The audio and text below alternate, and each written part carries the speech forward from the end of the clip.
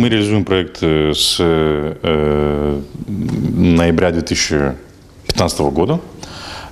Проект поддержан нашими партнерами Civil Rights Defenders, это шведская международная правозащитная организация. Цель проекта – повысить прозрачность и доступ, прозрачность принятия решений и доступ к информации в Гагаузии, связанные с процессом принятия решений. Мы сегодня опубликовали 2 обзора по ноябрю и по декабрю 2015 года о том, как обеспечивалась прозрачность процесса принятия решений Народным собранием Гагаузии и исполнительным комитетом, где мы показываем, да, то есть, какие решения выносились на рассмотрение исполнительного комитета и Народного собрания, какие решения были приняты и какие были опубликованы. То есть мы отслеживаем весь процесс от начала до конца, как он прописан в законе о прозрачности процесса принятия решений Республики Молдова.